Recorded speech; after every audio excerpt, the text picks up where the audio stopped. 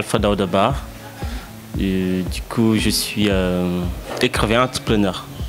Je suis sénégalais, habitant à Paris. Je suis passé par l'université Gaston Berger de Saint-Louis après mon baccalauréat au lycée Maba Diakhou Ba de Nioro du Rip.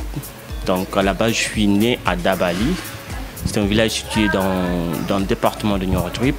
Du coup, après un master en commerce international, langue étrangère appliquée, option commerce international, je suis allé à Brest, à l'université de Brest, pour faire un autre master en management de projets internationaux multilingues. Bon, après le master, voilà, je suis allé travailler. Bon, c'était plus ou moins, bon, c'est pas difficile, c'était pas compliqué, mais quand même, lorsqu'on vient, on arrive dans un pays, un nouveau pays, il y a des difficultés d'adaptation, mais avec un peu, voilà, d'intégration avec des anciens qui étaient là-bas et des Sénégalais même, donc ça n'a pas été vraiment difficile. Donc ça s'est passé de manière très naturelle, voilà. L'écriture, disons que ça m'est venu quand j'étais adolescent. J'étais encore au lycée. Mon premier texte, je l'ai écrit quand j'avais 15 ans. Donc c'était un texte qui parlait un peu des ressortissants qui quittaient les villages pour aller dans les villes pour étudier. Et j'écrivais simplement pour rendre hommage à mes condisciples, bien sûr, villageois. Aussi pour montrer aux citadins que les villageois aussi, c'était des gens qui pouvaient s'intégrer avec eux, donc former une seule communauté.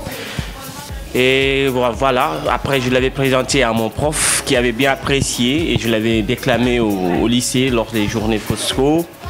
Et par la suite, plus tard à l'université, j'ai eu la chance d'habiter avec un mathématicien poète que je rends hommage ici, c'est Lina Issa Dione. Donc j'étais un peu son conseiller quand il écrivait des textes. Donc c'est là que j'ai commencé à écrire, voilà, d'abord des textes vraiment engagés, donc pour sensibiliser un peu la communauté estudiantine. Après, je suis passé à écrire des nouvelles. Et j'ai eu la chance même de remporter deux nouvelles. 2 prix, excusez-moi, nationaux à l'ambassade d'Espagne au Sénégal et l'autre à Eonic Sénégal. Et en quelque sorte, j'aimais bien, surtout j'étais à l'école primaire. J'aimais lire d'ailleurs, j'aimais réciter excusez-moi de la répétition, des récitations des textes. Et donc c'était un rêve qui venait de se réaliser. En tant qu'étudiant étranger, donc il fallait vraiment trouver un travail pour passer d'un statut étudiant au statut salarié. Donc le premier travail qu'on m'avait offert, c'était dans l'enseignement. Je me suis engagé.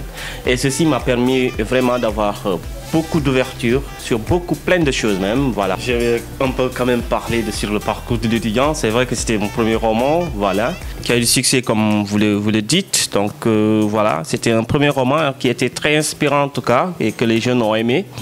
Beaucoup de jeunes, parce que je reçois beaucoup de retours même des jeunes, de collégiens, de lycéens surtout, et ça me fait très grand plaisir. Et en tant qu'écrivain, le prochain livre va sortir bientôt, ce sera avec Harmattan, qui ont déjà accepté en tout cas le texte.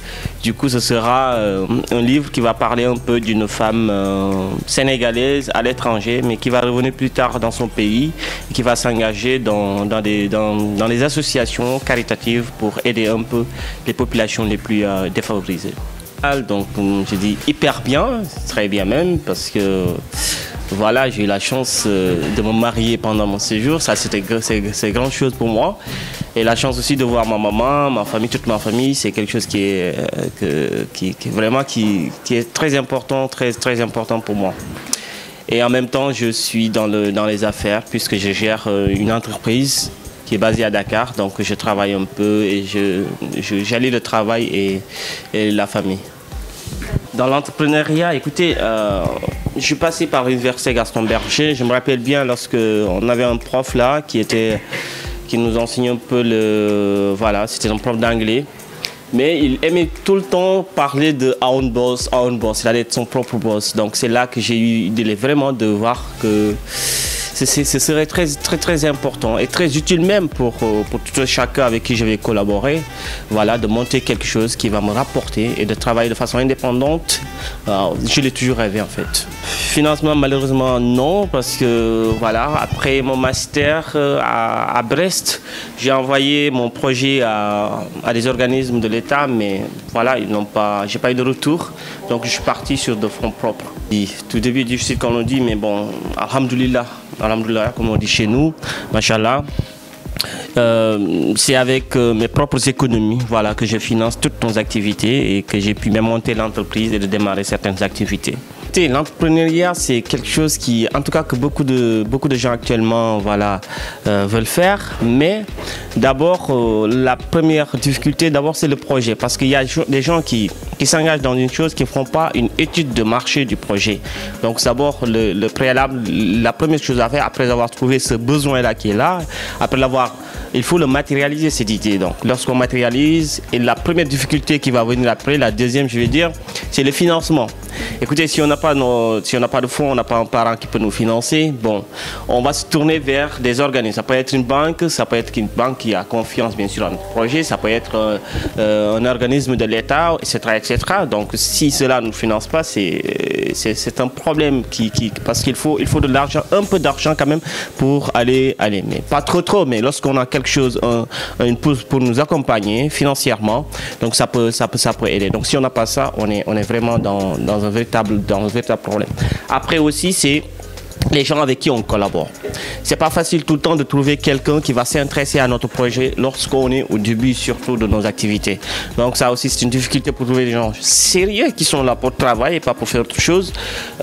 Si on arrive à le faire, on peut dire alhamdoulilah. Et après c'est le budget du marketing.